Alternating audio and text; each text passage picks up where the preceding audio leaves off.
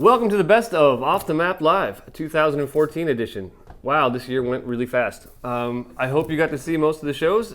I had a great time making them for you. This has been an amazing year for me. I've got to travel all over the world, doing interviews live on stage, and as well be here for you, live in the studio, getting to interview some of the top tattoo artists in the world. It's really been a heck of a trip, and I hope to make the new year even better. So we put together a little best of show for you guys. We're going to take a little break today and kind of give you a roundup of everything we've done in the past year. We're going to hit some highlights. There's no way we can cover it all. This is a special 90-minute cut of our show. And if you want to see more of this stuff, go to our YouTube channel and you can see all of it there. I'd like to thank all of you guys that have watched throughout the year, all of our YouTube subscribers that have signed up to watch everything we do, as well as everyone that's downloaded our video podcast of the show. Special shout out to the Community Access Television Network around the United States who has embraced us and has downloaded our show dozens and dozens of times and broadcasted out to you folks watching cable access. I appreciate that. Without further ado, this first clip is from Carlos Torres. He's always a great interview. I love talking with Carlos. He's got some great insight, and I hope you enjoy this as much as I did. And we'll be back right after this clip with Carlos.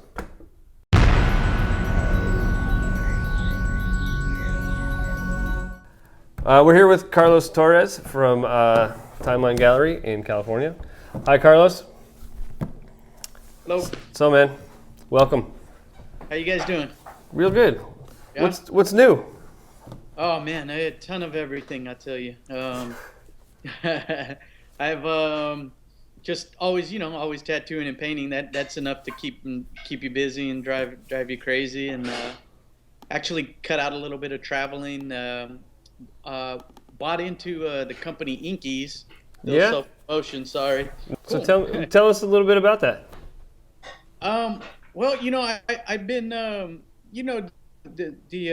thing with nowadays, like the sponsorships and everything, and I don't know. I just I been using the product for a couple years, and they were asking me about it, and I asked, about being sponsored, and I just kind of asked, like, well, what's it take to buy a piece of the company? And man, they asked me. They said, all right, here's the whole story. So I tattoo 50 Cent, and I'm not trying to throw this out there, right? But this guy is like a brilliant marketing man, right? Oh yeah, very smart businessman. Yeah, so he told me, he was like, well, don't let, you should if you're people are gonna use your name, you should ask to get a piece of the company, like he did with Vitamin Water, right? Right. So basically that's what I did. Then they said, sure, and then I was like, all right, I don't know what to do now. Exactly. I literally had to call 50 and be like, hey man, what do I do now? But no, it's a good product, and I've been using it for years, and I figured why not promote something that I truly believe in, and yeah, and I mean I do have I got belief in it, so why not? Yeah, right on, man. So for those who don't know, what exactly is the product? Well, Inkies started off as a numbing agent, which we are actually taking that back to the drawing board. We have a product called Green Glide, which is just like an everyday tattoo ointment that you tattoo with, and it's also can be used as a healing cream. We have a couple healing creams, we have a healing cream, some sunblock, and like a lotion. Cool. And they also, we have some products that are for tattooers, which is what I really wanted to be behind. A lot of people know I travel a lot, so we're working on a line of like travel friendly products. We have the biogel that you pour in the water and it solidifies the water. I don't know if you've ever seen that. So, you know what? I think I have seen something like it. So like if you have, I've seen it. They've used it in like rinse cups and stuff, right? You can dump it in, and you don't have to put a disgusting cup full of rinse in a trash. It turns into a solid almost. Exactly. Yeah. Yeah. Like when they first gave me that product, and just always being on the road, I was like, First of all, I still geek out on seeing the water turn into this like solid. But yeah, so when they first gave me that, I was just like, oh, that's genius, like perfect for traveling tattoo artist. And that's one of the products that I really want to push. Of course, being sterile, and Yeah. like you say, you don't want to throw that disgusting water paper towel mix in the trash. Well, I mean, you see it at conventions or over and over and over again, and then it's just like leaking trash bags, and it's just gross. It's gross. Yeah, no need for that, man. Exactly. Well, that's cool. Where can people get your products? You guys are online, right? Yeah. At inkies.com. And, cool. Yeah. So, you say you're not going to be traveling that much, but you are going to be doing the Empire State Tattoo Expo. Yeah, I kind of just cut out for these past few months. I'll be at the Empire State Convention. Of course, Stephano's throwing it, man. He's such a good dude, and like, of course, I gotta be there to support him and see what everybody's coming up with over there. We'll be there too. Oh, right on, perfect. Yeah, I get to interview Paul Booth on stage and Nico. Lucky you. That'll be fun. Is that nerve-wracking? Yeah, it is. I interviewed Paul Booth like this on Sunday, and it is nerve-wracking because who the fuck am I? I'm just a guy, on the other side of a camera. Dude, I still get nervous when I talk to him and like Jack Rudy. Uh-huh. Man, I just like clam up. I think that's probably my, or that's my starstruck. It's good because that means you're not so egotistical that you're above it. I think it's good to still feel that kind of respect. Yeah. I mean, I got superstars and guys. I got idols. That's good. So you're going to be doing a seminar while you're there, right? Yeah. What's that all about? I really want to go over the importance of values and darks and lights. Also, one thing that I feel like it seems to be lost sometimes is the importance of flow on the body and composition. And so I don't know, it's just stuff that I really like to add into my tattoos, and hopefully people will listen or not listen. I hope that didn't come out wrong. I just mean like hopefully they could take something from it, I guess. Yeah, right on, man. Yeah. You're gonna be giving away a 4-hour tattoo to someone who signs up? Yeah.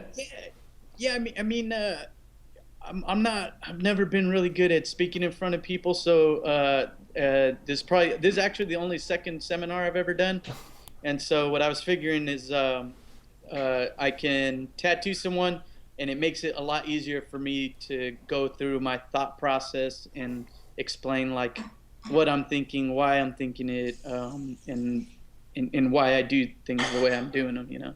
Right on. Yeah. So you're gonna pick someone from the class, tattoo them, and then explain what you're doing, and let people ask questions and whatnot. Yeah. Oh, right on. It sounds a lot like the webinars that we do. Oh yeah. Yeah, we do a lot of that kind of stuff around here. Yeah. Would you ever do anything like that online? Yeah, of course. Yeah. Of course. Yeah, man. Of course. I would definitely be down for that. Cool. I tattoo slow though. I'll warn you guys right now. I did one with Bob Tyrell. Okay, and never mind. It was like 11 hours. 11 hours. All right. And what we ended up doing is we put the whole thing up available for people if they want to watch it. And I don't know if you've seen Bob's new DVD that we just put out, but we condensed it down into a couple hours and made a DVD from it. So then it hits all the high points of his webinar. But there's people that watch the whole damn 11 hours because they want to see, line by line, they want to see exactly the way he does it. Yeah, see a genius at work, I just did one with Tommy Helm not too long ago. Rember's doing one. Oh, nice. Yeah, so. He's a good dude. Yeah, I like him a lot. He works his ass off. He just doesn't stop. Yeah, man, makes you feel lazy, man. Yeah, he just goes and goes and goes and goes and goes. You work your ass off too, though. You're painting. You own your own place, and you're tattooing. Do you find that hard to juggle? Yeah, yeah. I like to balance stuff out though. For me, it's important to. I just started this about a year ago, but I'm taking like every other Saturday I take off, and it's good just for me to sit back and refresh ideas and come up. I could sit at home and paint more. I could spend the day painting. Reintroduce yourself to your lady. Yes, yes, yeah. She's, I'm thankful I got a good woman. She's like, she's real patient, and she's always happy and proud. She helps me out a lot. Yeah. It's important to have that. Yeah, yeah. So what other things do you do to manage your time? Man, you know what? Some people are gonna be bummed at me, but I've been kind of cutting back on like any of the drinking and partying, and actually joined a CrossFit. Good, man. That's good. Yeah. Oh, actually, because of Stephano, I joined the CrossFit, and he was bragging about how awesome it is, and so I joined one of those, and it's been good. Like wake up early, do the class. I feel good all day long, and it's positive, no more days nursing a hangover or nothing like that. Leave that to the real young guys, man. After a while, you just gotta get tired of that stuff. Yeah. It's cool. Everyone wants to think that you party all the time, but when you work that much, you can't have a hangover every day. No. It's it's good though too. It keeps me at home. Like I live on top of like bars and restaurants right here, and so it keeps me up here because I know if I go down there, I'll be eating and drinking. In the morning, there'll be hell to pay. Right. So it's been pretty good. But one thing is Bob lives down the street here, so sometimes the influences can come from Bob. You got to be careful with that guy. Yeah, that. We actually been having some pretty good conversations because like I think with Bob what happens is he's such a nice guy that he doesn't say no to anybody, and he won't, like at a convention, he won't just like, okay, I have to get to work. No. Nope. So I was telling him so then he doesn't start till like 6 p.m. So me and him both been talking about how like maybe like taking either smaller tattoos, or I do big tattoos, so I was thinking like I'm gonna just start taking like one person for the weekend, hopefully, then just be able to complete something huge. He was talking about just doing skulls. Yeah. He said that he's just probably just gonna do skulls at conventions, and do something small and be done with it. That's awesome. So you're going to be doing a seminar at the Worldwide Tattoo Conference in Italy. Are you excited about that? Are you nervous? Yeah, of course nervous, man. I nervous and and definitely excited. I'm super honored that I was asked to do this. I kind of a bit shocked that they asked me to do it, but no, yeah, nervous because the teaching thing is still new to me, I guess the classes are going to be huge, so I'll definitely. Shige's giving a seminar, man. Oh, okay. That's going to be pretty cool. Yeah. You're going to be up there with some pretty heavy hitters. Yeah. I'm pretty nervous about that. You're going to be doing a similar seminar to what you're doing, maybe in New York. Yeah, I think so. Probably try to step away from Flo if Shige's in there talking about bodysuits and stuff. But I feel like an importance with like that there's a huge importance with values and in a tattoo holding, especially like black and gray, the no outline, the realistic stuff. So I don't know, I'd just like to express a little bit more of that and hopefully help along some young tattooers. Do you enjoy teaching? Yeah, I always said that if, before the tattooing thing came along, I wanted to be like an art teacher. So I guess this is somewhat, somewhat along that line. I guess, well, no, it's kind of exactly along those lines. You're Yeah, a tattoo art teacher. yeah, yeah, That's yeah. cool. I Have was, you? I was, well, I was told a long time ago by somebody that the worst sin you can do is not teach someone something you know. And I always kind of took that to heart. And I always thought that's kind of my calling, like to teach. And then the tattoo thing happened, and now I can be teaching. So That's great. That's really yeah, awesome. Have you ever had an apprentice? no, I have been working with Sean Cheetham. If for those that don't know, he's this amazing painter, and he wanted to get into tattooing, but I think he's been real busy because he's also doing he teaches at Art Center, which is a real Hmm. well-known art school out here. So he's been trying to get in a few days here and there, and I guess that's probably as close as I've come to an apprenticeship so far. Yeah. Um, who did you apprentice with, or did you have a regular apprenticeship? I didn't have a regular apprenticeship. I worked at a couple different shops. It was like self-taught. Then I got in with Ethan Morgan and Terry Morgan and Tom Berg down at SoCal, and this was probably about a year into tattooing. So I did a lot of learning. I guess it wouldn't be a formal apprenticeship, Uh but huh. it was a lot of learning artist, a working artist apprenticeship, I guess. Do you think an apprenticeship is important? Yes, Yeah. yes, yeah. I always say that I think tattooing wise, like I would be way further in my career if I didn't have to just go learn on my own. You know, yeah, I think so. Where'd you learn to paint? Um, the Sean Barber DVD. Yeah. Yeah, yeah. The Sean Barber DVD, I think was I was I was not afraid of oil at that point. So I did the DVD, and then once I did that, and I just started to get familiar with it, then I took a seminar with him, and then just took a few workshops with the guys out here, um, Kevin Llewellyn, Cheetham, Mm-hmm. and Michael Hassar. Oh yeah. Yeah, so it was really cool, man. Like, I'm real fortunate to be here in LA, Yeah, you're and really lucky to have those resources out there, man. That's you got some major painters. yeah, yeah, and it's cool. They all like tattoo artists, so it's pretty cool that it's a cool little fit right there. But yeah, that's probably where I learned. I still try to take workshops when I get a chance. All right, man. Well, hey, I appreciate you talking with me. This has been great. Yeah, yeah, likewise, man. Anytime you guys, Cool. anytime you just want to say hello. Oh, all right, man. That's great.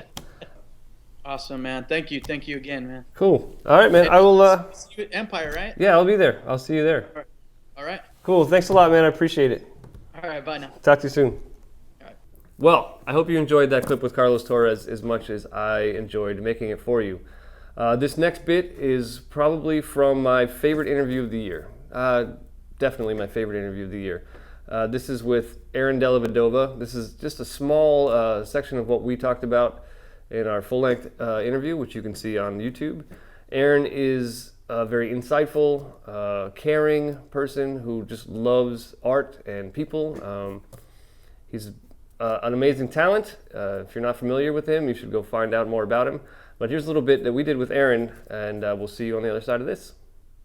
So a lot of what you're talking about sounds like the old school of tattooing. When did you start tattooing? I'm coming up on 20 years now. Yeah.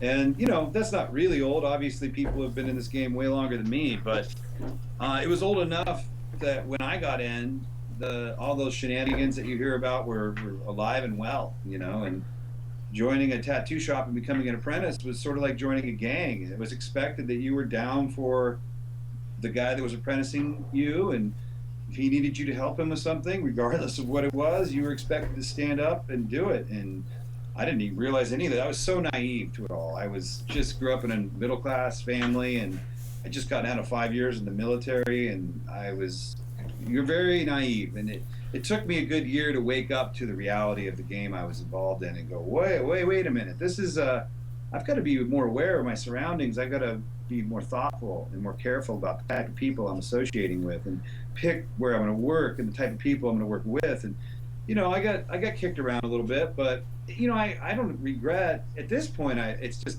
great, fun stories. At the time, it was pretty shocking and traumatic, but I can imagine. It all today, I wouldn't change a thing. I really appreciate that. Getting a taste of that era of tattooing. I mean, I don't even see it anymore today. I mean, with the people I hang out with, and the tattooers that I know, it's almost like a dream or something. Everyone's so professional now and so with it, and the art is the most predominant part of everyone's shop, and everyone's moving forward artistically. It's what I always actually wanted to be a part of, and suddenly it's here, and I'm very grateful of that, because this is what I wanted to be a part of, and it's happening all around me now. So, but I still wouldn't take it back. It was part of the ride, and it's kind of funny now. I appreciate it. Did you carry over any of that old school mentality into your shop? No, no, not at all. I was so, pretty much upset by it that I made it a mission statement in my life. I was like, wow, I'm going to be involved in an industry in some kind of a way where I don't promote any of this. And almost probably maybe sometimes I should a little. I'm very easygoing. I've taught a few people along the way, and I'm just, I look to promote, to love, to be patient, to show compassion. The old school stuff doesn't happen, for me. It's about all types of other things aside from that now. But do you think there's any place for that old school kind of apprenticeship anymore? Do you think it helped you become who you are, or do you think it got in the way? I think it, for me, in the time and the place, it helped me. I mean, I had to go through some other trials and tribulations once I went out on my own career. And if I hadn't gotten kind of shook up a little bit in the early part of my career, I don't know if I would have been ready for that. I think it wouldn't have worked out for me. But so for me, it was necessary. Do I think it's necessary today? I can't speak for the world. There might be places where it is. The little bubble I exist in, I don't really see a need for it anymore. I mean, to me, it's more like any other trade or craft or career where it doesn't need to be that complicated. Like, it's simple. You either get in there and you're good at what you do and you dedicate yourself and you work hard, or you don't. And there's no need for intimidation and guilt and requiring things of people that's would be considered a little unreasonable. I don't think there's a need for it where I'm at. But again, I hate to put blanket statements out there. I'm not aware of what's happening in other areas of the world fully, and maybe there's a need for it, but we don't have a need for it. Not where I'm working, and so we do what we do. Right on. Hey, so we spoke earlier, and you said you had recently taken a couple months off tattooing to work on some painting and things. Yeah, I love to paint, and I don't really, like you hear a lot from busy tattooers, I never have time to paint. It's the same for me. I'm booked with tattoos, and I'm busy trying to keep up with my schedule and all that. But occasionally I get these commission jobs, and this year I got 2 really large ones just out of the blue. Clients that pretty well-to-do people that don't mind throwing a good chunk of money on a painting. And next thing I knew, I was, commissioned to do these 2 pieces that required. I took 2.5 months off, and at first it was kind of like, and I've done this before, but last time I did it, I took a month off. I don't know, I had this idea that it would be the greatest thing ever, and it was, but I was pretty surprised at how much I missed, being at the shop and tattooing. And it was kind of a wake-up call, the idea being, gosh, wouldn't it be great if all I had to do was sit in a studio and paint all day? That's the dream. And, after 2.5 months, I realized that's not really what I want. I mean, it's lonely, and there I am, 8-10 hours a day, me and my music and, my book tapes, and, week 1 it's great, week 2 it's great, by week 3 it's kind of fidgety, week 4 it's like, man, is there anyone around here to talk to, and I got back in the shop a few weeks ago, and I was like, it was like a breath of fresh air. People and artists that I not only are friends of mine, but I am inspired by, and suddenly it was a breath of fresh air. And I'm still going to paint, but I'm not ready to just drift off into some studio somewhere and paint all day. So maybe when I'm older, but right now you can save that for when you're an old man with hands who can't hold a machine anymore. That's sort of how I'm starting to view it. Get a weird hat and just go hang out in your painting studio. Smoke a weird pipe and yell at kids outside the window. Exactly. I think you should totally put that whole thing together so that by the time you turn into an old man, you'll have it all figured out. And just... I'm mapping it out right now. I got the whole persona worked out. It's going to be ready. I'll be ready. So, do you think working in outside mediums other than tattooing helps you be a better tattooer? Do you think it's necessary? The big answer to that for me, yes. But it's funny because that leads me back to more of my career.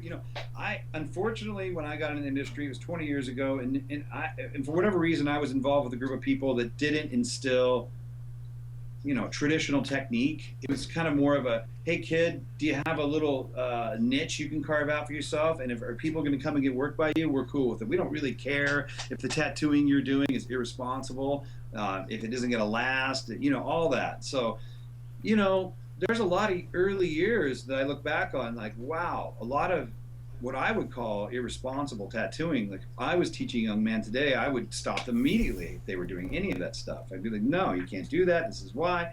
Nobody stopped me back then, or any of the guys I was working with. It was more encouraged, like, by a bunch of old timers that were like, I don't know, these wacky youngsters, look at this crazy shit they're doing. People like it. Go for it. You're making money. Keep it up, kid.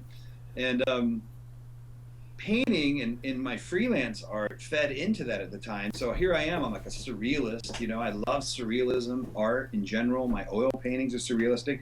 That's real cool, but a lot of that stuff doesn't make great tattoos. So there is it's now it assists me because I think I bring it into my tattooing and I create a style that's unique for me.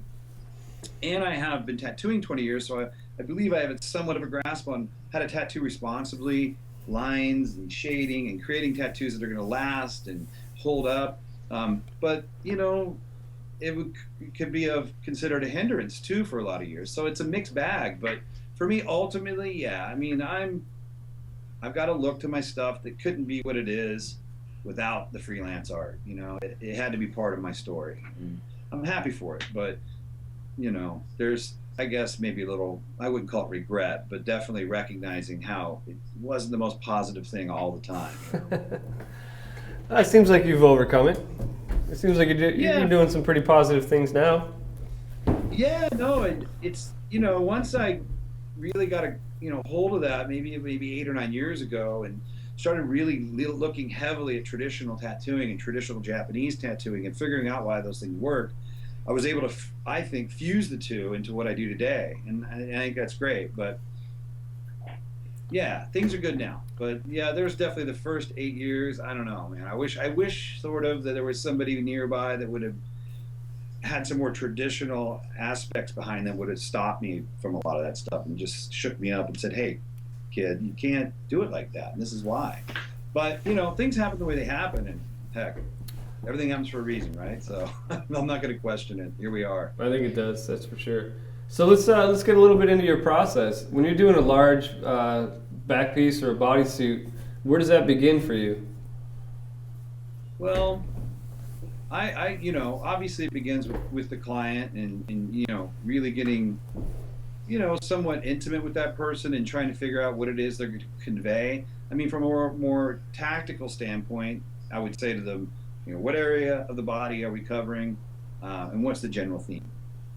Those two things I need right out of the gate. And half the clients don't want to go deeper than that. They're just collectors. They're like, I've got here to my knee. I want to do something about an angel. Fine, good enough. I don't even want to tell you any more than that. Go. So you fill out the client. Is it a guy who's just collecting art, who digs my art, wants me to just do something that'll turn him on, that's great. I'm into it. But other clients, you can tell they're trying to really communicate something that's a little deeper. And if I sense that's what's happening, I try to get more with that person and feel them out and, get a feel for what they're doing so that when I create the art, they're like, wow, that's it,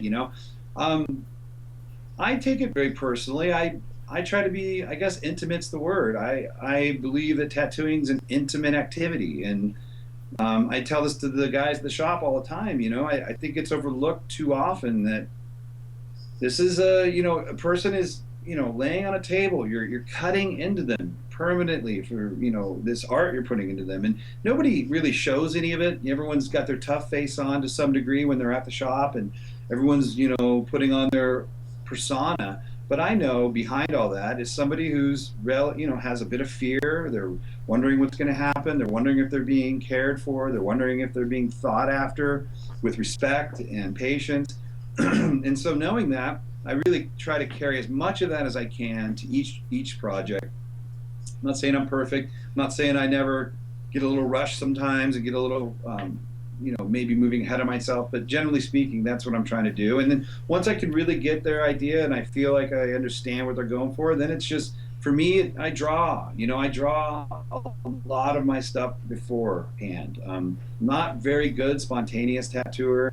I tend to lean on a lot of reference. I'll take photos of my wife. If I need female reference, I'll research things. I'll walk out with my camera and take pictures of flowers, and I'll gather things. I mean, I can definitely illustrate relatively well, just out of my head, right onto the paper. It depends on the subject matter. But I'm not afraid to use the tools around me, reference and photography, and really put all these things together to try to create the best tattoo possible.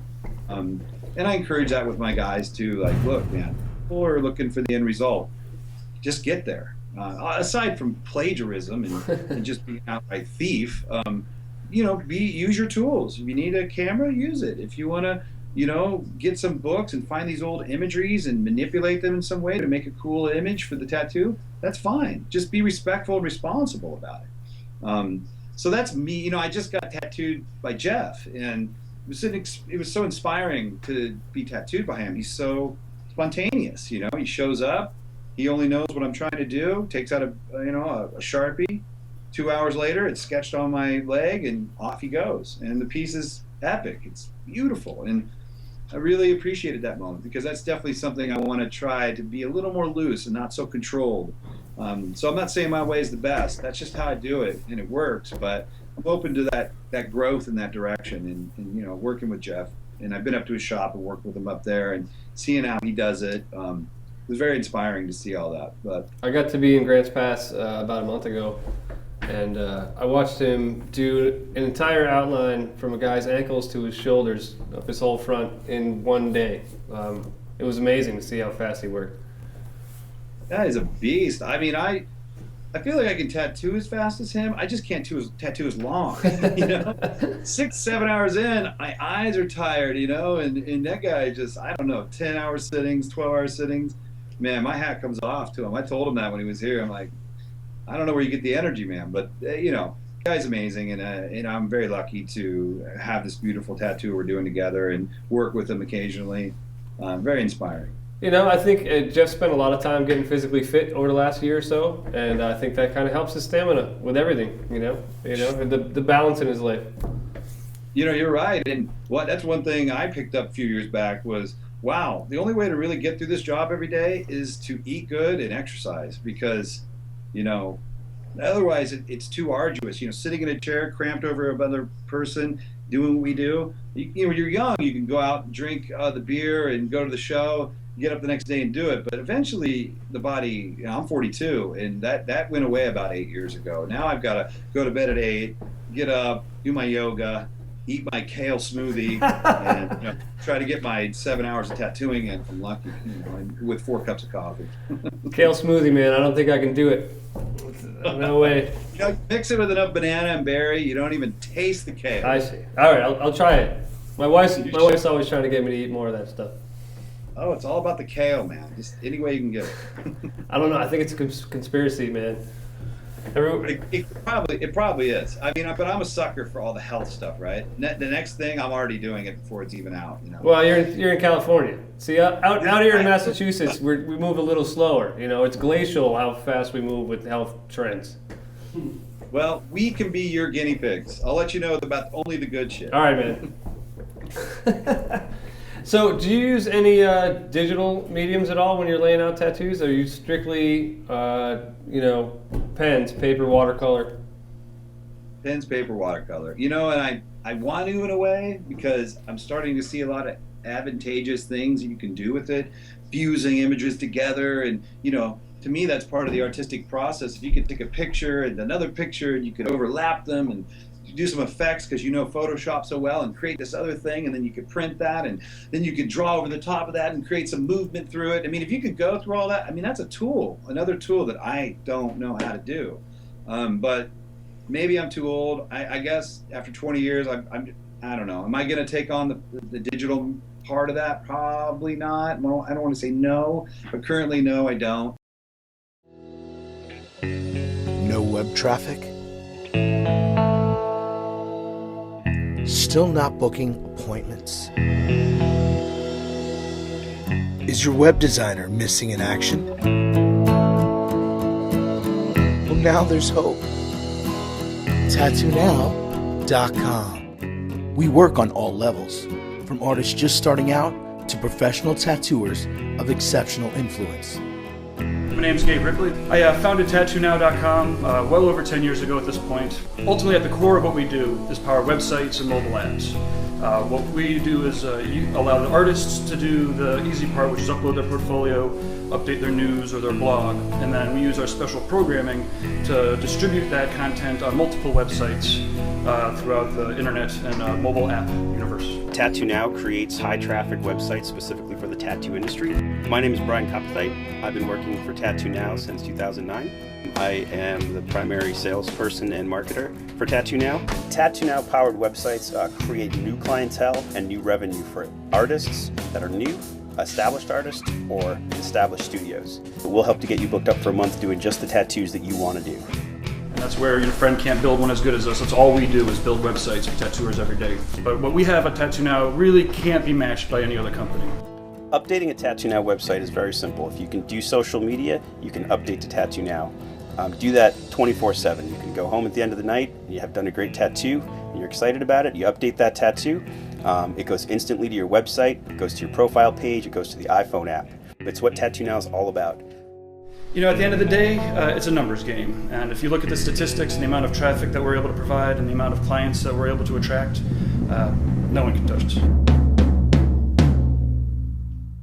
Next up, we've got an interview that I did with Larry Brogan earlier in the year. Larry's been tattooing for a really long time. He's just recently opened a new shop, and here's a little insight that he has into some of the changing landscapes of tattooing today. I hope you enjoyed this.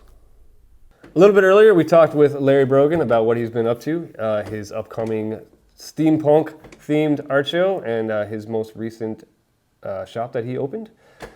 Check out this interview. It's always good to talk to Larry. I hope you enjoy it as much as we did. So how do you keep yourself sharp?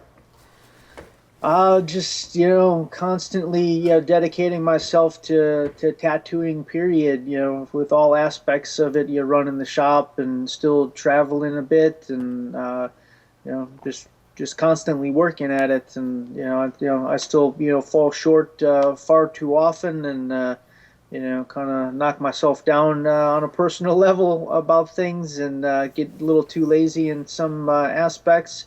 But I try to, do the best that I can to keep up with it and, make my clients love me all the more and try to win over new ones along the way. So do you think the industry as a whole is reaching a peak and is going to plateau and drop off? And how long do you think it's going to maintain this level that it's at now?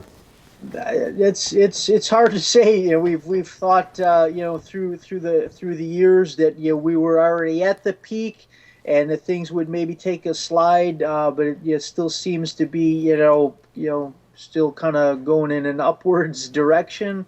So it's hard to say. I can't imagine that it could continually keep going, higher and higher. I think eventually it'll probably kind of level out, and things will take a slide. Tattooing right now is the most popular thing in the world. It seems there's so many different tattoo related TV shows, and even outside of the tattoo shows, most of these reality shows, whether it being Top Chef, Top Shot, runway shows or whatever, every single one of them has a token tattooed person in it. If you ever watch any of them, there's always one person in their group that has a sleeve or throat tattoo or something like that. But it's part of their cookie cutter formula, I think, is that tattooing is so popular, so you have to throw some heavily tattooed person in there that can relate to the other tattooed people in the world, and get more people to watch their TV show. Every Fortune 500 company on the planet seems to be utilizing tattooing in their marketing, whether it be their TV commercials or magazine ads or whatever. Everybody's using tattooing as a means to advertise their own business, whether or not they have anything to do with tattooing. So, it's definitely, I don't know if we're at the peak or if it's going to continue this trend for years to come. But I guess we'll all just have to wait and see. One way or another. I still plan on tattooing and continuing to do all the things that I've been doing over the years. Hopefully, in the future, some of these crappy shops that have popped up all over the place will go by the wayside and just leave us with a handful of good quality ones, and have a good solid tattoo community overall. Do you think this oversaturation has hurt tattooing? I don't think that it's necessarily hurt anybody from a financial standpoint.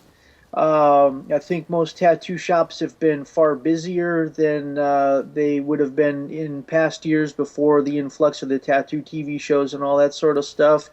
There have been some misconceptions that have been brought about by some of the TV shows and things like that, whereas somebody will walk into our shop and they'll think that they're gonna get a whole sleeve tattoo done that day, and they can go next door and have a cup of coffee, come back, we'll have it all drawn up, and they'll walk out that night with a full sleeve tattoo, that sort of things. I mean, we've literally 6.5 hour back piece.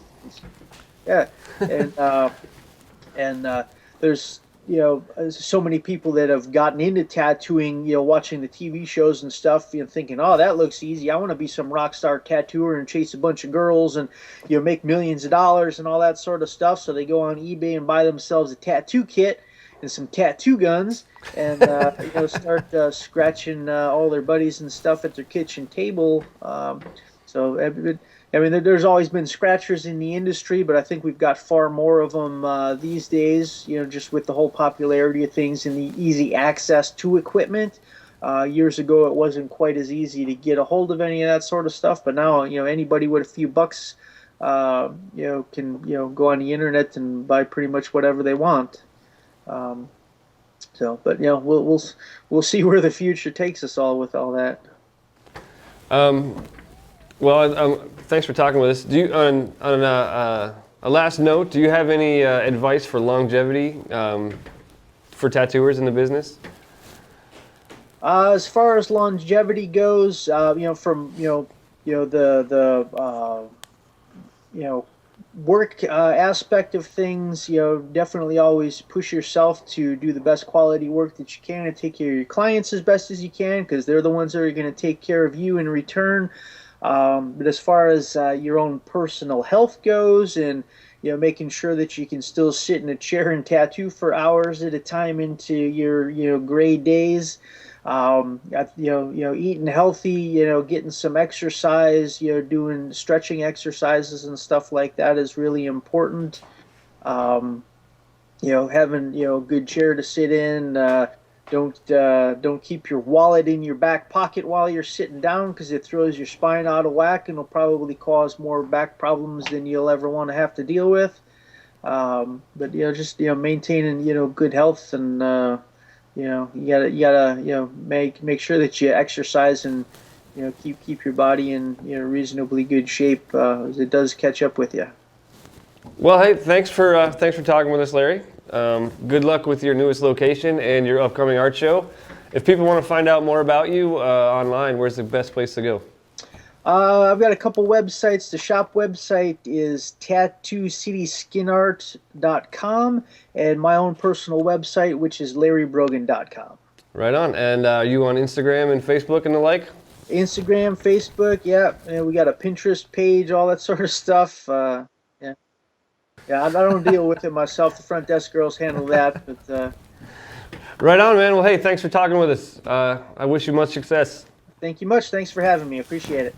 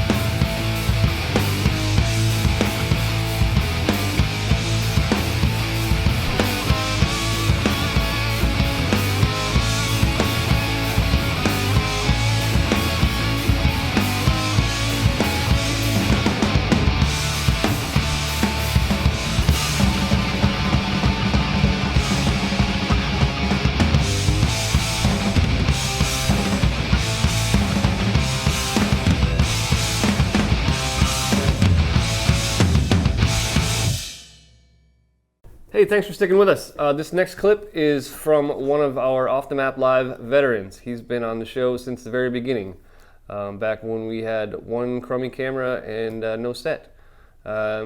Stephano Alcantara. He is a Peruvian artist who has been widely successful in the tattoo world. He's recently opened a shop in Lima. He works often in New York City and has been a longtime student in the Illustrator's Master's class.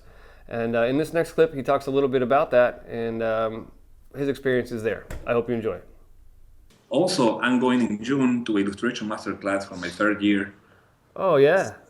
Yes, so I'm gonna be 1 week just intern in that place painting.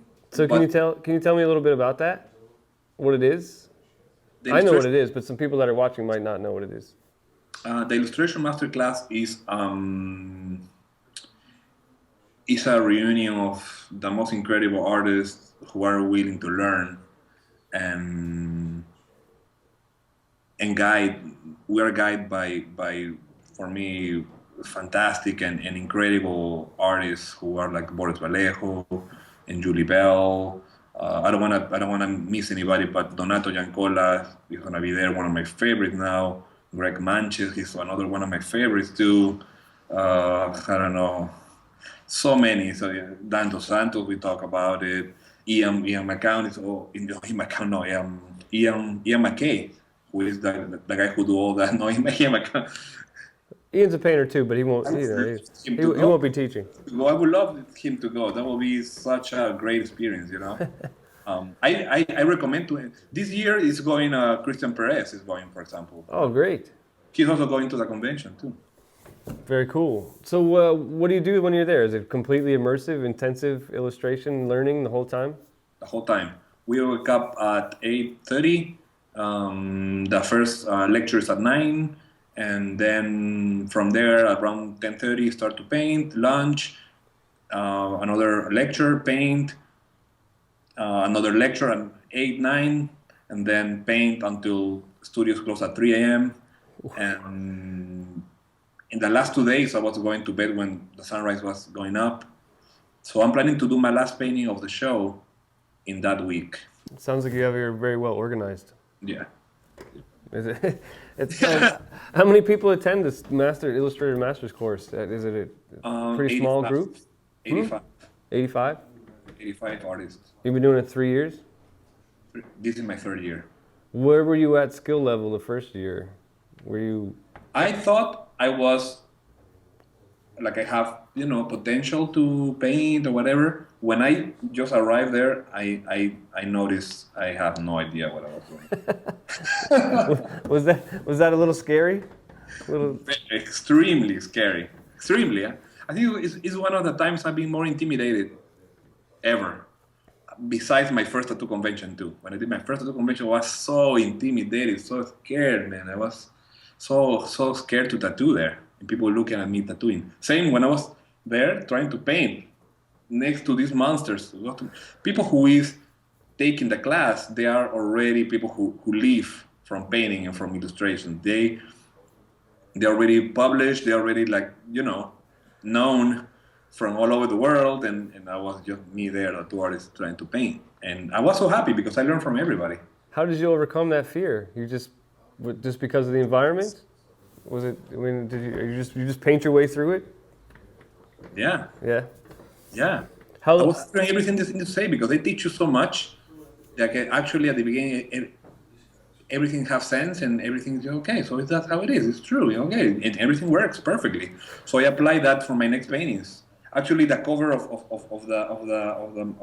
my brother's album. Mm-hmm. That was my first painting after the illustration masterclass, and my painting before and to this painting is like it was totally different person. Really? It's totally different person who was painting. Well, that's inspiring. It is. It is. Yeah, I've been painting for a year, so I love hearing that kind of stuff. You know, I want to figure out how to get better too. You know. I know. I saw your skull you post today or last night. Yeah, I posted one this morning. The 3 skulls. I like it. I like it. You have potential, man. You have potential. Well, hey, I'm trying. You know. I like it. It's fun. It's meditative. You know, it's relaxing. It is. It is. It is. It's something I enjoy. But what do you hear when you paint? What do you mean? What do I hear? Music. You put music or you just? No, yeah, I listen to music. I listen to all kinds of stuff. If it's the morning, I usually listen to like Mastodon, stuff, like heavy, hard music. If it's in the afternoon, I listen to mellower stuff, just because it depends on who's around the house, really. But I like to drink coffee and listen to really fast music, so I get really energized. And then at night, I drink red wine and listen to mellow music and paint. So it depends on what time of day it is. That's awesome. That's good. I have to. For me already, I've been in this room for so many hours and for so many days that I switch to so many things, to just hearing stand-up comedy for hours or. Oh, I listen to Mark Maron podcasts. Sometimes I listen to podcasts too, but you know. Oh, yeah, I hear a lot of Louis C.K. Yeah. Like. Bill Maher, stuff like that. Do you know Chet Zar, when he paints, he watches movies? Wow. And I don't know how he does it. I don't know how but he does. He watches movies and paints. That's cool. I don't know. He's really, really talented. Multitask for real. Hey, are you gonna go to the artist retreat? Next one in 2015? 2015 for sure. Yeah. Yeah.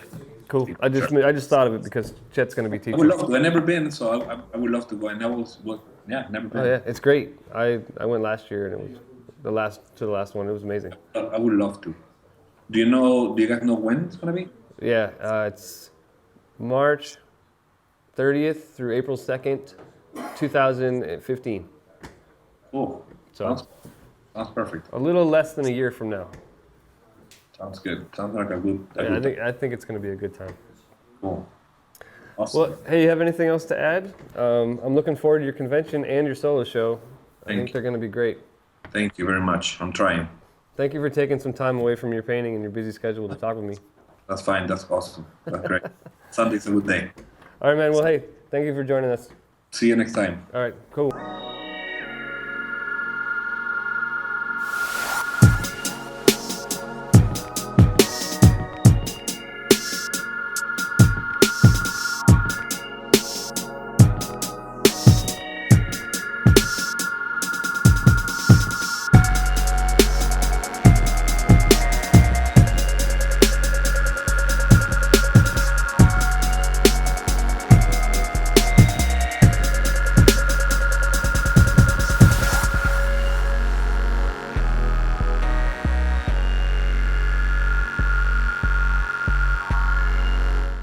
This next clip is with Paul Booth. It's a Skype interview I did with him a few months back. I also got to interview Paul Booth live on stage at the Empire State Tattoo Expo The live interviews have been a big hit across conventions. I've done them at Hell City with Bob Tyrell, Guy Aitchison, Chet Zar, and James Kern, as well as I've done interviews in Florence, Italy, and Trieste, Italy, just recently. And these were great. As I said, I did one at Empire State with Paul Booth, and I'm looking to bring more of those to you in the coming year. Live convention interviews are always great, and people seem to really enjoy them, and we get some answers that you wouldn't normally get in a studio setting like we do here. So here's an interview with Paul Booth. We'll be releasing the live interview sometime later this year. Hey, we are back with the legendary Paul Booth. Paul, welcome to the show. Hey, thanks a lot, man. So I was just listening to a little bit of your background music during that last video. What have you got going on in there? Let's see. Well, I got an album coming out in a few months. Dark ambient stuff. It's kind of meant for artists, meditation kind of shit. I basically make music while I paint, so. Oh, right on. Yeah. So, do you play instruments on this album? Did you do the whole thing yourself? Yeah, it's all me. It's keyboards and digital synths, and kind of a hobbyist, I guess. Do you put like samples in there? It sounds like rain or like dragging of some sort. What's? I use, if there's any samples I use, it's usually something like babies crying or something like that. Nice and soothing. Yeah, yeah. So is that the kind of stuff you listen to while you're tattooing? Yeah, I don't really listen to a lot of stuff with lyrics. I like to zone out. So I basically listen to a lot of dark ambient music when I work. Helps, create. You've been tattooing for quite a long time, over 20 years, right? 25 years. 25 years. Did you think 25 years ago that you would be where you are now? I never really thought about it. I just tried to keep up with things. It's been an exciting road, but I never really had a plan. I just kind of did my thing and went with the flow, I had a feeling I'd still be tattooing in 25 years, but, I didn't know any of the other stuff. So... How did you first get into tattooing? Not a very exciting story, really. I got my daughter's name tattooed on me and kind of needed to know how to do it. I was really intrigued by the process, and I got an apprenticeship back in the day, and just started tattooing, and spent 3 years doing traditional stuff, Tasmanian devils and hearts and roses and stuff like that. Nice. And broke out into my own, and started freehandish kind of stuff. That's about it, really. Did you have a pretty typical old school apprenticeship? Oh yeah, I cut acetate stencils and mixed color and pigment and made needles and mopped the floors and emptied the ashtrays and all that stuff. What are some of the differences that you've noticed from, apprenticeship 25 years ago to some of what you see going on these days? Are there even apprenticeships anymore? I don't really know. Well, there's obviously more kids coming out of art school and getting into tattooing, which is pretty cool. A lot of talent now that I wasn't around then. It's pretty exciting to see the evolution of the craft. Do you think there's anything missing in the way kids are learning these days? I wonder about ethics sometimes.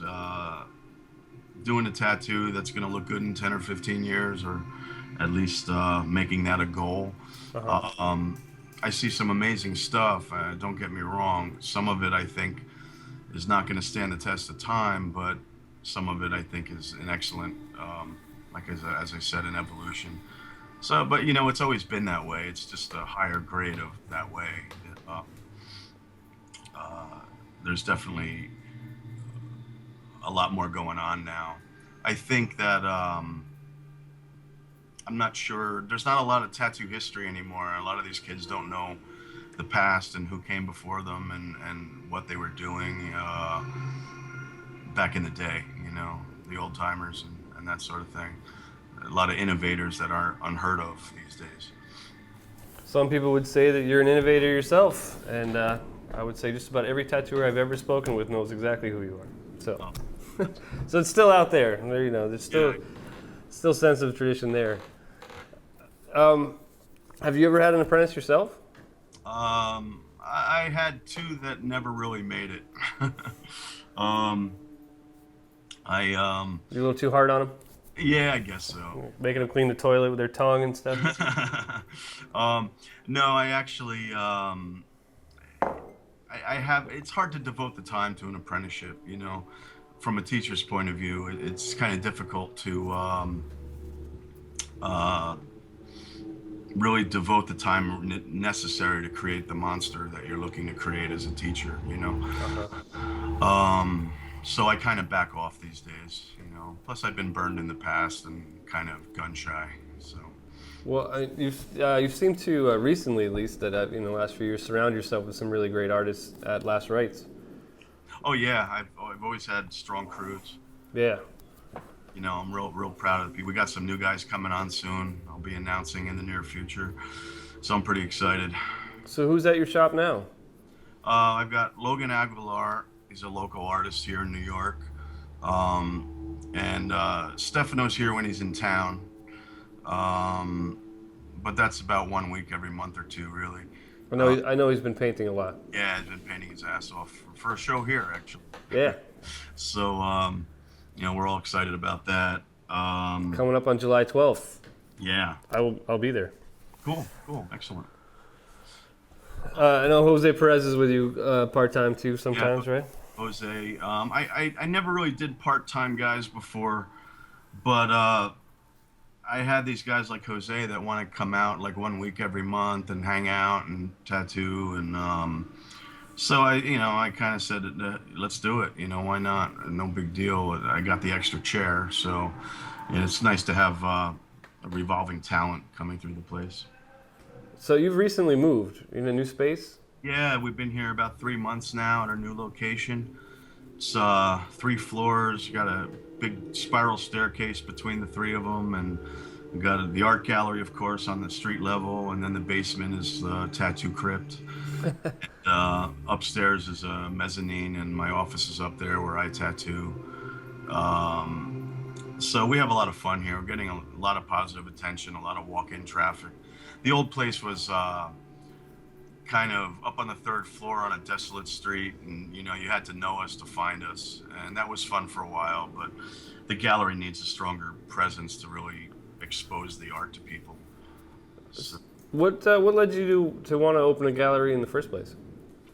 Actually, as a tattooer, it really started for me as I would walk into galleries in New York in my early days, and I'd want to buy art, but I'd be treated like shit because I didn't look like a buyer, and I never found a gallery. Well, there were a few, but it was hard finding a gallery where people would just be nice, and that kind of pissed me off. That, and, well, not these days, certainly, but back in that day, the minute anyone in the art world heard you were a tattooer, they didn't want to know anything about you. They didn't consider you an artist.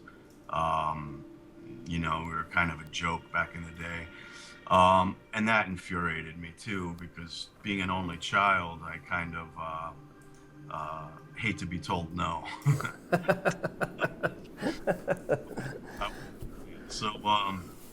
So I decided, I'm going to open a gallery someday, and it's going to be more of a family environment where there's no need to be pretentious, and it's kind of a community for like-minded individuals, that appreciate dark art and what we're all about. So it's been working out well. A lot of our fans and friends really appreciate our approach, and we're turning a lot of people onto new forms of art within the genre that we're in. I think it's great. You're not going a gallery like yours. I can go see things that I'm really interested in, as opposed to some of the contemporary art galleries I've been into, where it's just, I don't know, whitewashed, plain. I don't get it. It's just, I find that darker art, like what we show, has a lot more substance to it. It has more emotion packed into it because it's coming from a lot of times the darker side of the artist's psyche. And and they're exploring their depths, and it's cool to give them a showcase, you know. So you've done some pretty cool conventions in the past. You produced a few. Do you have any plans to ever do them again? Actually, I'm considering it. Yeah? Yeah, I have a big production company I'm friends with, that we've been talking with each other about the idea. I'm not going to say it's definitely going to happen, nor am I going to say it won't. Honestly, the only way I'd do it again is if I had a strong production team, because those days were hell. Spreadsheets and politics and bullshit, and you know, none of that stuff really exists so much anymore. So there's a lot more freedom to make it what you want, you know. So you may see a show from me in the next year or two. If not, that would be amazing if we could. That's for sure. How about traveling on your own to other shows yourself? You do much of that at all? I'm not doing as much traveling as I used to. I'm kind of a homebody now. I work on larger projects at home, tattooing and painting. I still tattoo, even though people don't believe that. I just don't post like I should, really. But I really, I don't know. I enjoy being here, painting and that sort of thing, making my music, whatever it is I'm doing. Traveling's got, you know, I spent the better part of 20 years traveling the world, you know, and it was awesome. I've seen a lot, and I'm very fortunate. But these days, it's like going on tour with a band and sleeping in a bunk on a bus, you know. I'm too old, fat for that. I do maybe 3 or 4 shows a year now. Stephano has got a show coming up in partnership with Inked magazine in June. You're going to be there? Yeah, I'll be there for sure. Looking forward to it. You're going to be tattooing? Yeah, I might paint too. I don't know. It's kind of it's a home show for me. It's obviously local, so I know I got a tattoo to do on Friday. I haven't really booked Saturday because I'm thinking about just sitting there and painting, you know. I don't know why I have that in my head, but I feel like doing something a little different, you know. I think that would be cool, man. So, but who knows? I just don't know. I don't really have a plan. And we're going to talk again at the expo on stage. Yeah, cool. Have you done many live interviews on stage before? I think 2. Yeah? I'm not great in front of large groups of people, but I'll give it a shot. We can just pretend it's me and you. It'll be fun. Yeah. So you did a show at the Giger Museum? Yeah, I did a few years back. I had that was my first solo in 10 years, I think. I don't do a lot of gallery shows. I should, but I never know if I'm going to have enough time to paint a whole show. So that one, obviously, when I got asked, when Giger asked me to show, how could I say no? I mean, they're very honored to be able to do that. So I painted my ass off for 6 months. You know, I didn't have a lot of lead time. Usually you need about a year to put a show together, but we made it more of a little bit of a retrospective of my older work as well. So I was able to put a balance in between stuff I did 10, 12 years ago up until recent stuff and new stuff. I think I painted like 6 new pieces for that show, and went over really well. We had we kind of overran the little village with people dressed in black. So yeah, it was a lot of great support and a great experience. Do you have any documentation of that? Is there any video out there? Or?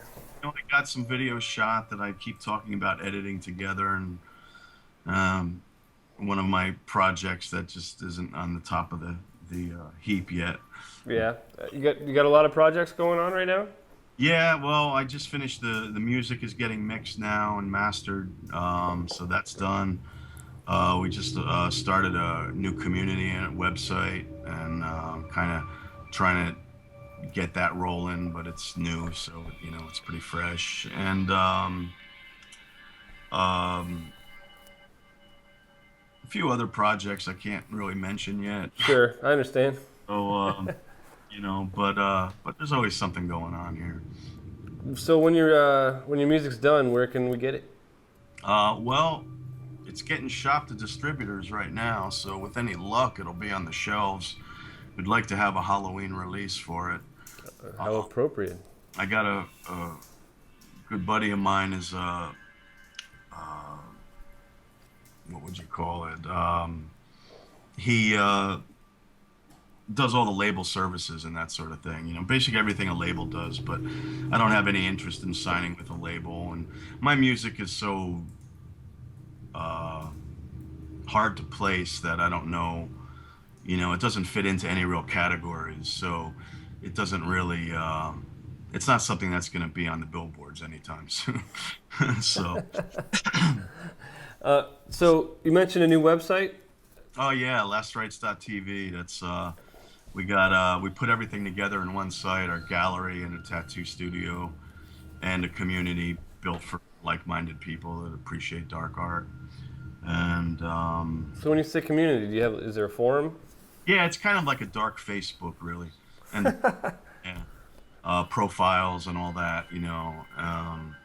It imitates Facebook a lot, you know, but now that we've got it launched, I want to take it in new directions. I'm not looking to be Facebook by any means, you know, but I think it'd be cool to have a place that can do what Facebook does, but for people that are more on the same page, you know, more of a private group, not necessarily private, but, you know.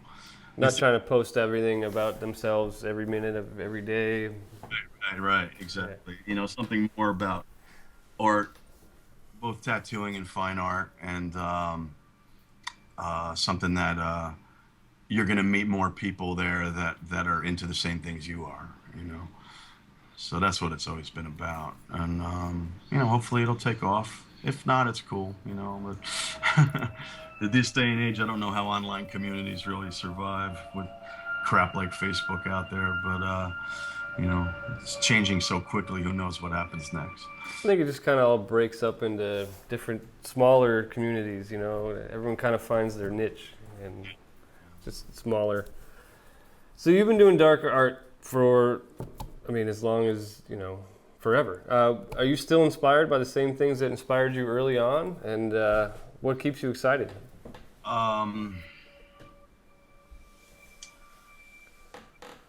Well, I would say my contempt for mankind. No, I'm inspired by all the fucked up shit I see out in the world, you know. I'm inspired by the disturbing things, you know, that inspiration doesn't necessarily have to come from a positive place, you know. Inspiration can come from anything, and I avoid the news because it just infuriates me most of the time. But I get inspiration from art, of course. I mean, we have a gallery where I have new art in here every month, and walking through it and always seeing this new art coming through here is majorly inspiring, you know. So that's a lot of fun. That's probably another reason I opened a gallery, so that I could be around so much more of it, you know. And meet a lot of new artists that way, and, you know, through the gallery. So, you know, it's been very, very beneficial for me as inspiration goes. So Bob Tyrell credits you a lot with kind of getting him in the direction of what he does. Do you remember the early days of tattooing Bob? Oh yeah. I remember 2.5 days sitting, sat like a rock. That was before he was tattooing. I did his back, and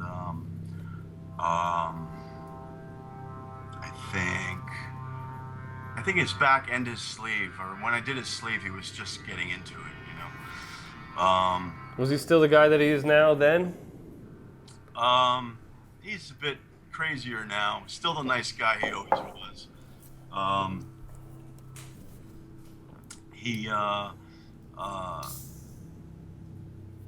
Yeah, he was always, I think he was a cabinet maker or something. He was a countertop maker. Countertop. Yeah. And he played in a band. That's right. He still had dreams of being a metal rock star back then. Yeah. Plays guitar like a motherfucker, so. He sure does.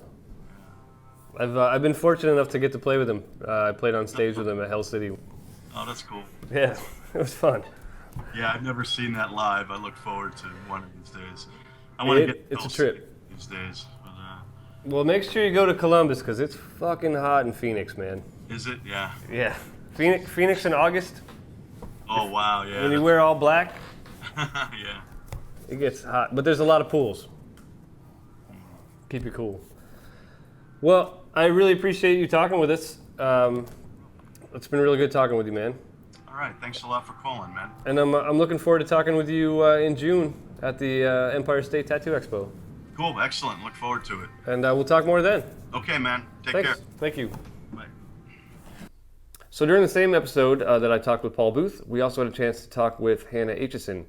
Hannah has been tattooing in her pinup style for many, many years and has some great things to say about her style and how she deals with incoming clients, how she chooses the art that she likes to do, and just tattooing in general, as well as Guy Aitchison's introduction into tattooing.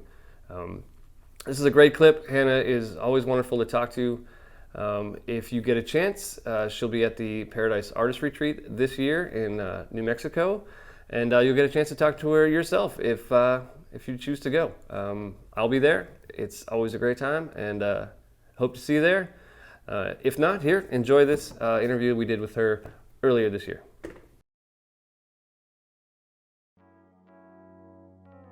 We're at a really pivotal point right now where we can all make a leap forward. In the modern age, that's where the floodgates of tattooing has opened up.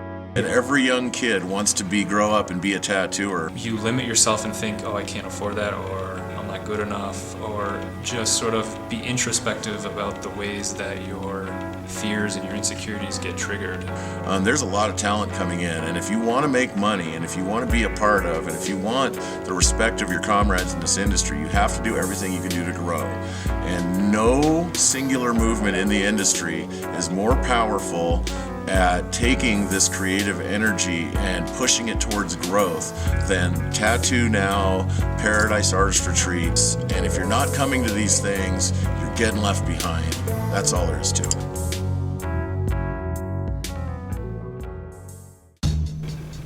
I can feel it elevating me to another place, another level of understanding. I keep thinking the word retreat. It is an artist's retreat, and just by definition of the word, to retreat or pull back from the front lines of your life and everything that you're doing, the busyness, and to literally calm myself. I really love being around serious artists, and the artists that are here are all of them serious artists, and so when you get 100 serious artists together, it creates a special kind of energy. I'm so honored to be invited, and such incredible people and such a high caliber of artists that are here, because you've got people that are practicing their art every day. So busy all the time, and I do work every day, and I paint as much as I can at home, but to be in a space with other people doing it, in a place that's beautiful like this.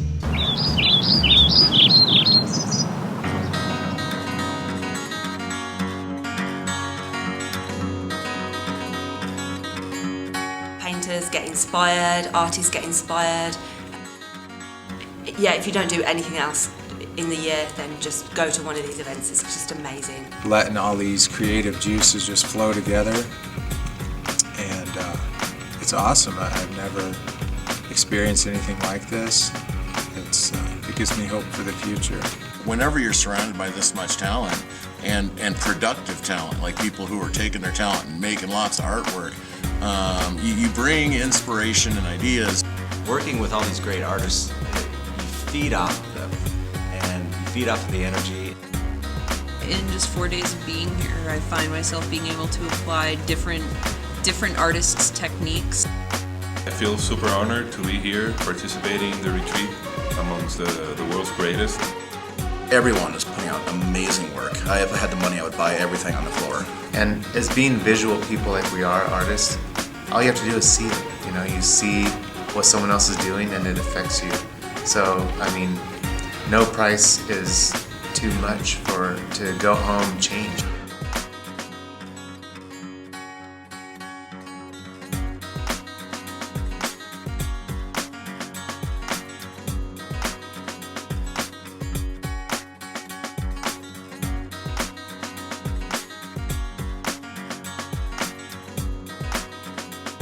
You need to be here. Come join us.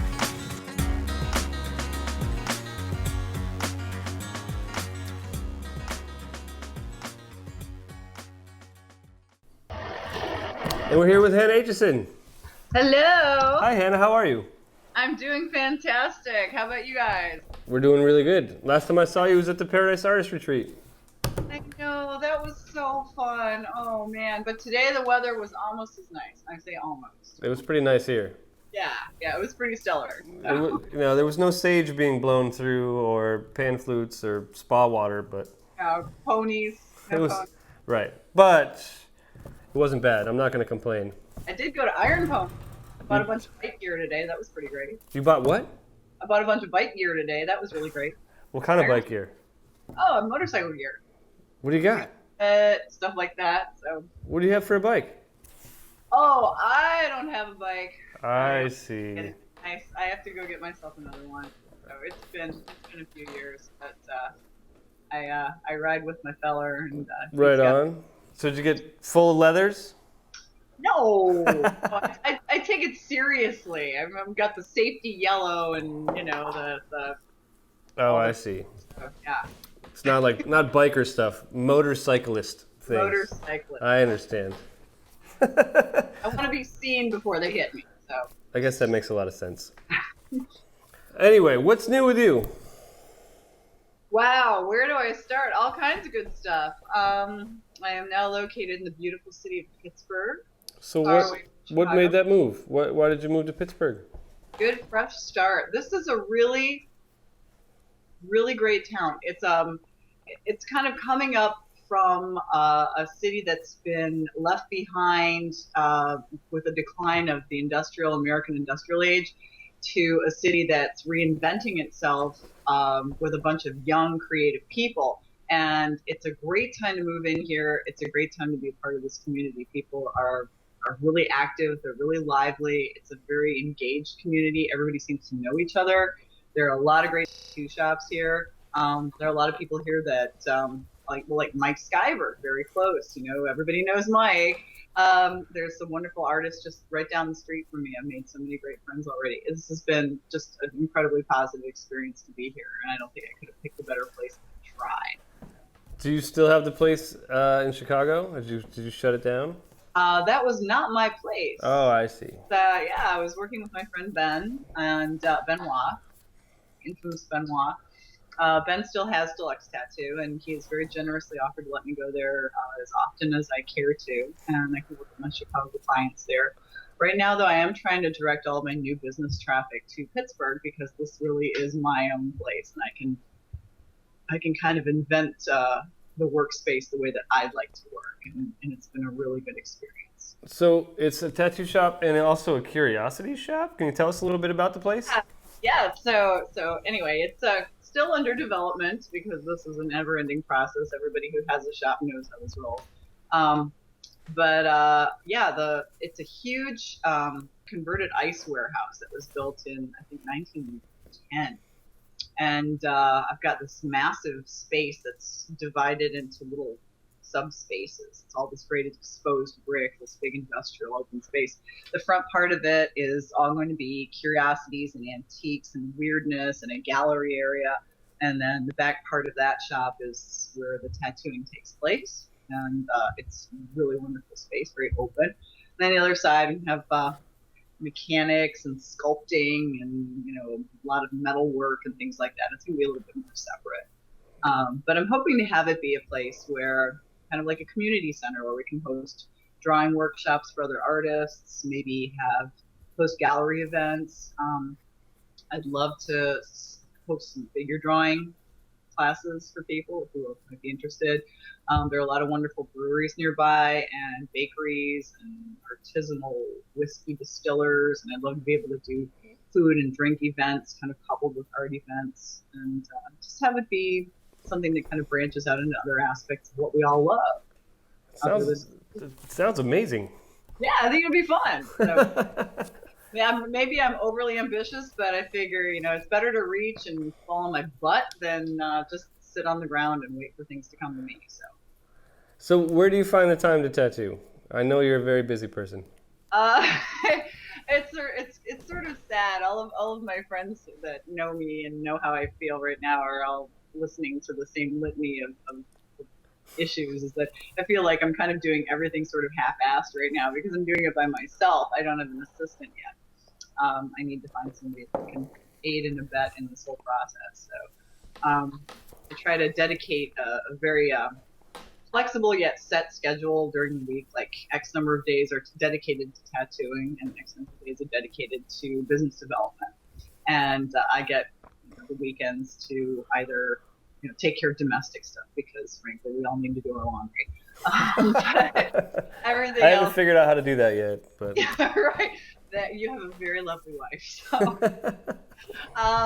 anyway, yeah, that's kind of how I'm trying to roll is to sort of partition it out into tattooing days and say web development days or space building days, and so the space is coming along slower than I would like, but I think it's human nature to want everything to be wonderful and perfect immediately, but that loses sight of the process that makes it so much better. The process is part of what makes things cool. if someone is looking to get an appointment with you, what is the best way to go about it? Well, I would say go to my website, but my website's not up yet. Oh, sorry. I know. As soon as it's done, I'm sending it to Brian, and he's going to optimize everything and make it wonderful. It looks really good. I'm really happy with it so far, but it's because I love to learn things. I've been kind of teaching myself stuff as I go. Anyway, the best way to do it is probably still the same old email that I've always had. My personal email, my Gmail account, which is the baby Aitchison @gmail.com. Don't send any spam to anybody out there. No spam, please, for the love of God. I get enough of that. But put something really enticing in the title of the email, and I will be much more likely to answer it, as opposed to looking to get tattoos of baby footprints or something like that. Put something like, I have the Ark of the Covenant in my basement, and I'll be more likely to answer it. Right. So you must get tons of email. Yeah, I get a lot, and unfortunately, I like to answer it all myself. I think it's more personal. Ultimately, I think I'm going to have to kind of foist it off on some poor unsuspecting minion at some point. But I know it's a little easier if you have someone to filter it first, and then they can kind of send you the ones that you need to answer, and save the infinity symbols for somebody else. It is. It's nice to have somebody who knows what you like and knows what your schedule's like and knows what you'll respond to and what will be a good match for what you're looking to do, and then they can send it along too. So I have to ask, are you still doing the TV stuff? As of right now, Best Inc. is, I suspect, done. I think that the network is, the rumors that I'm hearing, the scuttlebutt that I'm hearing is that the network is changing direction and that they're not interested in focusing on tattoo-related television anymore, which I think is sad because I actually was, as far as tattoo shows go, I didn't hate it. I wasn't embarrassed to be associated with it. And there was a lot of great stuff that happened off camera. We got a lot of chances to mentor and help these artists develop a little bit or offer our suggestions wherever we could. And a lot of them are just tremendously receptive, and they have so much talent, and it's really exciting to be a part of that and to see what they're coming up with. So many young aspiring artists or developing artists are just blowing me away every day. So.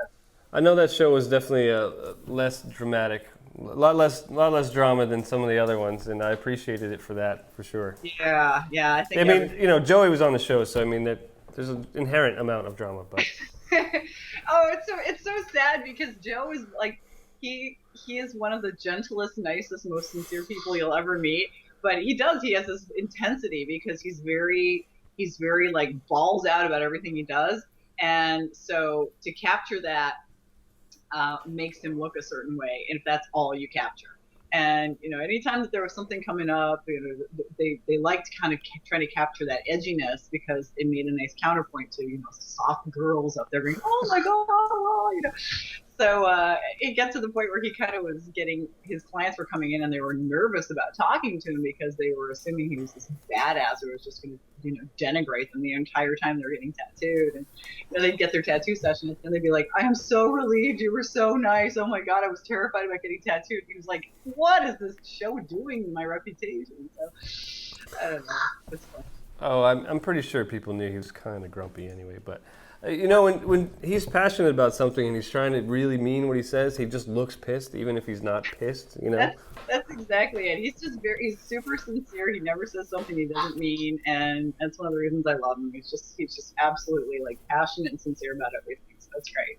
So, Guy credits you for getting him into tattooing. Do you ever? Oh, he's being way too generous. He does. I mean, I've interviewed him 3 times, and every time he said that because of you is why he tattoos. That is adorable because it's because of him that I tattoo. Really? This is so cute. I could just hurl. I had no idea. That's really sweet. Well, I was going to ask you if you regret bringing him up into tattooing, but if you didn't realize that it was you, then you can't obviously regret it. Oh, wait. I'm joking. The only thing I regret about Guy is that I don't get to see him as often as I would like. I miss him. Well, he lives in the middle of nowhere. Yeah, this is true. The acid of nowhere. There is no easy way to get there. There is not. I just drove out there not too long ago, and it was... I'm sorry. It's always a good time once I get there, but I know, right? It's beautiful. It's halcyon. I mean, I understand why you want to live out there in the middle of this bucolic wilderness with beavers and ponds and...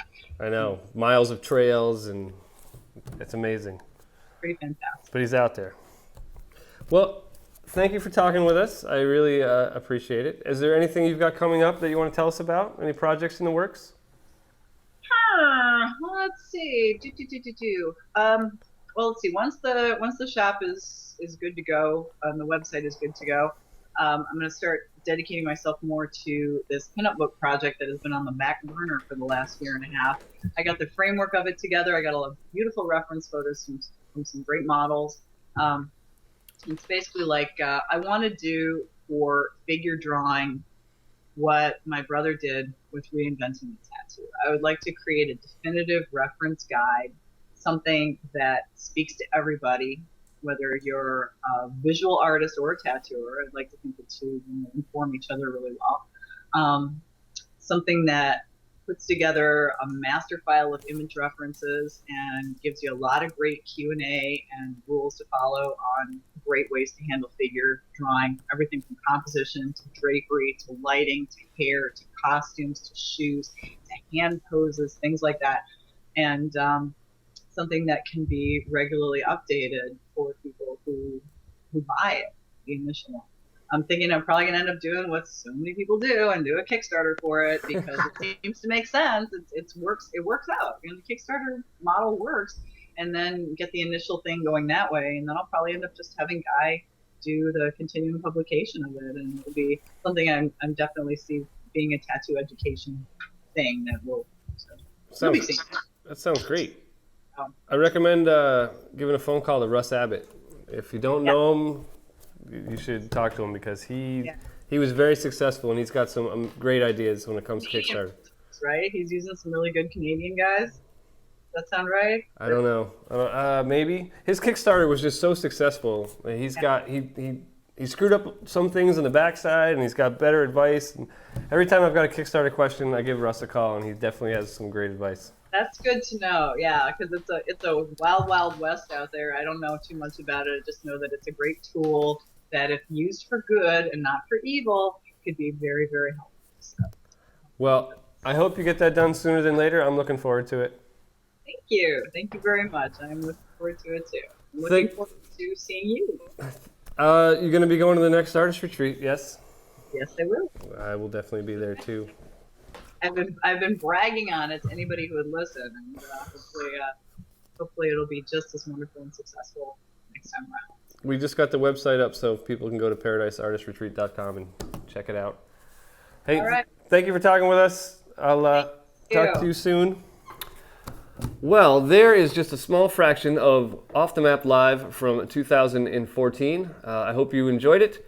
To see everything that we did, you can go to our YouTube channel. Please comment, subscribe, but we want to hear from you.